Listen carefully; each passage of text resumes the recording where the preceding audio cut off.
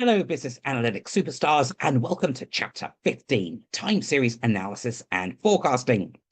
As the saying goes, time is money, but when it comes to analyzing data over time, it's also a mystery to be unraveled. Time series analysis helps us make sense of how things change over time, whether it's sales, market share, earnings, or even consumer sentiment. As we all know, variables tend to fluctuate in the real world, and our job is to predict how they might behave in the future. And that's what we'll be doing in this chapter, developing forecasting techniques to peer into the future, armed, of course, with data from the past. In the business world, decisions are made in the present based on our understanding of the past, but of course with an eye on the future. Whether you're managing inventory, preparing a sales strategy, or forecasting earnings, having a reliable prediction of future outcomes can give you a serious edge. Time series analysis lets us do exactly that by identifying patterns, trends, and seasonality in historical data so that we can create forecasts and assist decision making. However, no matter how sophisticated our models, we always need to remember the key truth. All forecasts are uncertain. So, how do we make the best possible guess while acknowledging that uncertainty? That's where our tools of the trade come in. In many time series data, two main features tend to jump out: trends and seasonality. Trends refer to the long-term movement in the data. Are sales gradually increasing, declining, or staying flat over time? For instance, if your company's revenue has been steadily growing year over year, this would be considered a trend. Whereas seasonality refers to short-term, regular patterns that repeat over specific intervals. For example, retail sales often spike during the holiday season, and ice cream sales soar during the summer months. Recognizing seasonality helps ensure that we don't confuse temporary ups and downs with long-term trends. Our job is to decompose the time series, breaking it down into these components so that we can better understand and forecast it. Once we know how much of the variation in our data is due to a trend, how much is seasonal, and how much is simply random noise, we can build better forecasting models.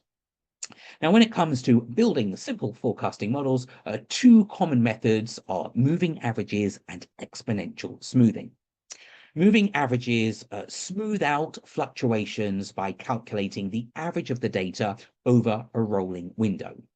For example, if we're trying to forecast monthly sales, we might take the average of the last 3 months of sales, say, and use that as our forecast for the next month. The logic is that recent history gives us the best indicator of the near future. Though, of course, this method doesn't account for trends or seasonality on its own. Exponential smoothing is a bit more sophisticated as it applies greater weight to more recent observations while still factoring in older data points. This makes it more responsive to sudden shifts in the data. Exponential smoothing is especially useful for forecasting time series data that has no clear trend or seasonality, but can be adapted to account for both. Now, these models are not just theoretical, they're practical tools that you can easily implement using software like Excel. By the end of this chapter, you'll be able to build and interpret them, giving you the skills to make informed decisions about future outcomes. Okay, so you built a forecasting model. How do you know if it's any good? Well, enter predictive accuracy metrics. Just as we wouldn't trust a faulty compass on a stormy sea, we shouldn't rely on inaccurate forecasts to guide business decisions.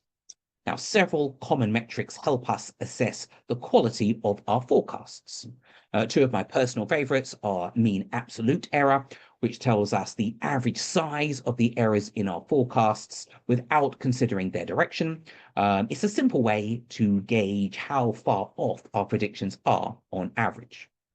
Also, the root mean squared error, which is similar, but places more weight on large errors.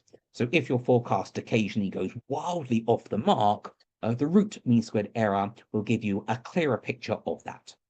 Now, while such metrics help you evaluate your forecasting model and adjust it as necessary, remember, no forecast is perfect, but knowing how imperfect it is can at least guide you in improving it.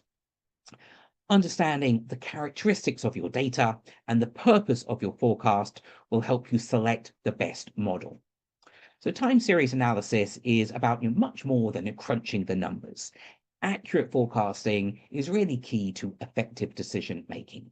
Whether you're managing a supply chain, planning marketing campaigns, or assessing future financial performance, forecasts offer invaluable insights that guide strategic actions.